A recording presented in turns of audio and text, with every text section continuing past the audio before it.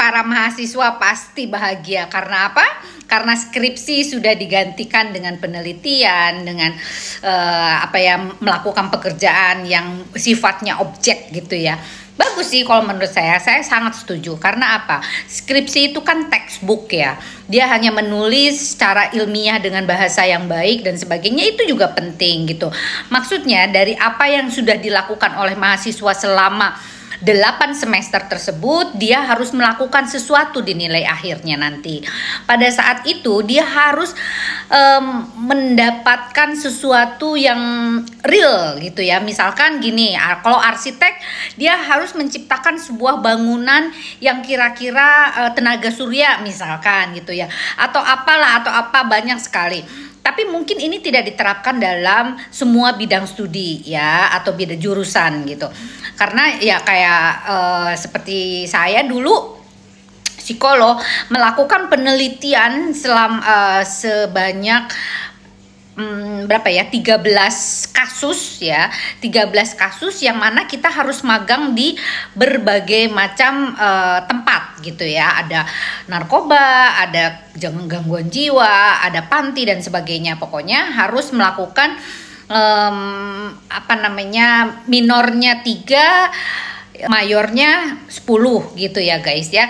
Nah, seperti itu memang kalau di psikologi harus melalui tulisan, karena apa yang diteliti itu harus ditumpahkan diagnosisnya berupa tulisan gitu ya, laporan dan sebagainya.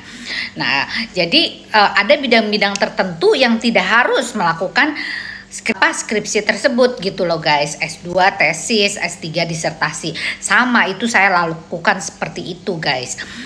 Nah, jadi bagi mahasiswa yang memang kita nggak bisa menyamaratakan mahasiswa itu harus membuat skripsi, karena tidak semua orang itu pandai dengan berbahasa gitu ya. Dalam menuangkan bahasa ilmiahnya pun juga kan sulit. Yang akhirnya mohon maaf banyak sekali joki-joki skripsi di sini sekarang ini.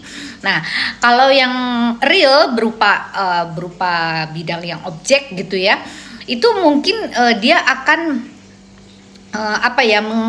mengaplikasikan secara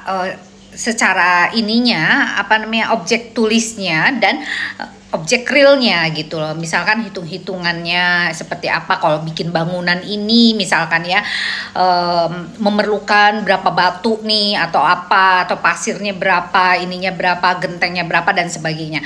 Nah, itu diaplikasikan dalam bentuk sebuah bangunan nyata gitu loh.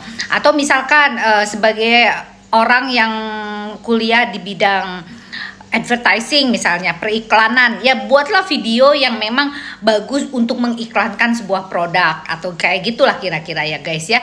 Jadi selamat sih kalau menurut saya, tidak semua disamaratakan sebagai skripsi. Namun karena ya itu tadi, kemampuan seseorang itu tidak sama, jadi harus disesuaikan dengan bidang jurusannya masing-masing gitu loh guys. Kalian seneng apa enggak? Kalian setuju atau tidak? Ayo yang mana? Kalau saya sih setuju aja. Salam Lita Gading.